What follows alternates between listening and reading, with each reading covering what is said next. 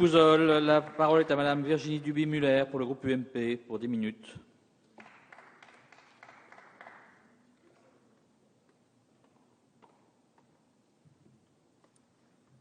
Monsieur le Président, Monsieur le Ministre, je regrette bien sûr l'absence de Madame Filippetti, mais le fait que ce soit un ministre d'origine savoyarde qui la représente est un moindre mal.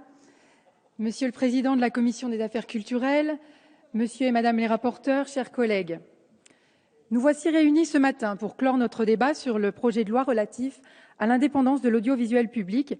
Et avant toute remarque sur le fond, je souhaiterais faire plusieurs remarques de méthode.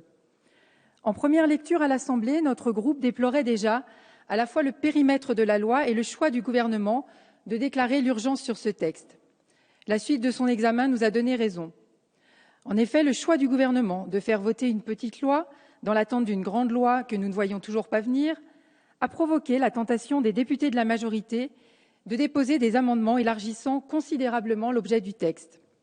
C'est ainsi qu'ont été votées à la sauvette des mesures aussi importantes que le passage du payant au gratuit et inversement, sans étude d'impact préalable.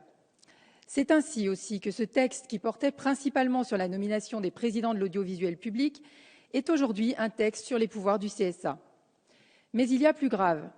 Les sénateurs ayant cédé à la même tentation et en vertu de la procédure accélérée, nous voici donc aujourd'hui à quelques minutes de nous prononcer sur un texte dont des dispositions n'ont même pas été débattues à l'Assemblée.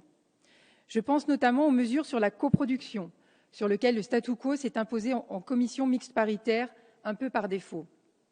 En l'absence de recul sur cette mesure, par manque de temps, faute d'avoir pu mener des consultations qui s'imposaient, et alors même qu'une mission est en cours sur le sujet, voilà une disposition inscrite dans la loi qui ressemble peu à une réforme réfléchie et dont on ne connaît pas les effets.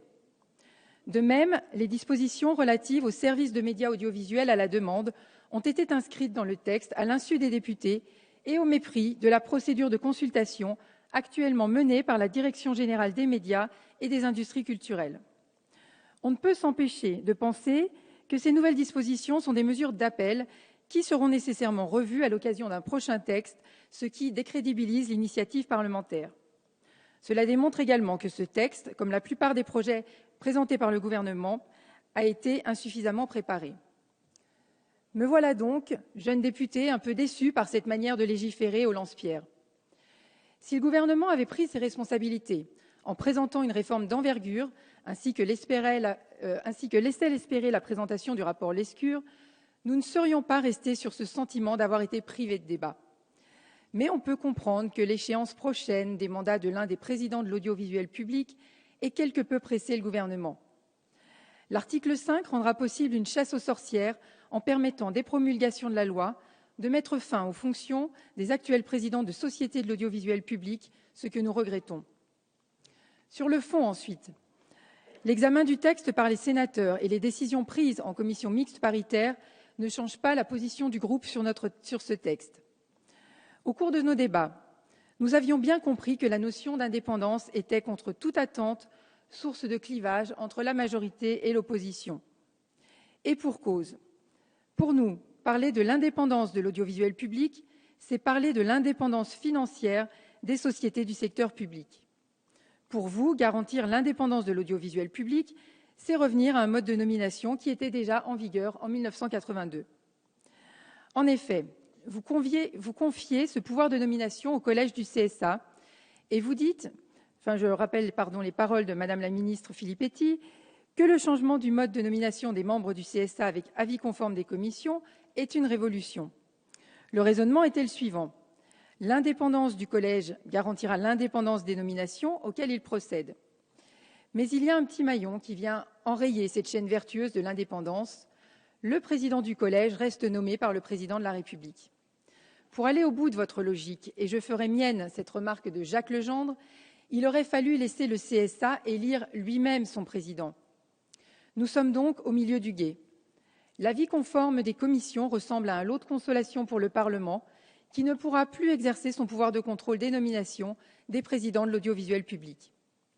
Si le lien avec la présidence de la République avait été rompu, cet avis conforme des commissions aurait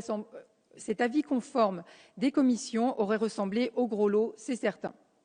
Mais ce n'est pas le cas, et en l'état actuel des choses, votre loi s'apparente à un énième petit détricotage qui rendra les nominations des présidents de l'audiovisuel public moins transparentes, mais certainement pas moins politiques. En outre, cela mérite d'être redit. Les prochaines nominations seront effectuées par un CSA qui ne sera pas encore auréolé d'une certaine indépendance incontestable, au sens où vous l'entendez au moins.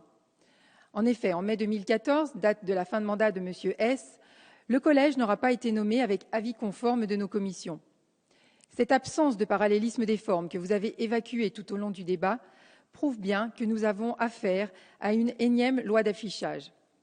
La prétendue révolution que vous nous proposez méritait bien une petite révolte de notre part. Non, mes chers collègues de la majorité, vous qui souhaitiez à tout prix éliminer le doute et la suspicion qui pèsent soi-disant sur les présidents des sociétés nationales de programme, vous ne vous êtes pas donné les moyens de lutter contre une éventuelle présomption de dépendance à l'égard du pouvoir exécutif.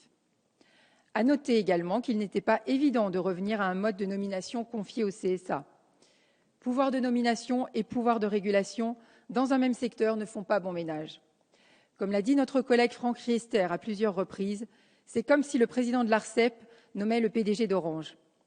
Or, la concurrence existe entre opérateurs audiovisuels privés et publics, que ce soit en matière de marché publicitaire ou d'attribution de fréquences, comme en atteste l'existence de contentieux entre ces opérateurs.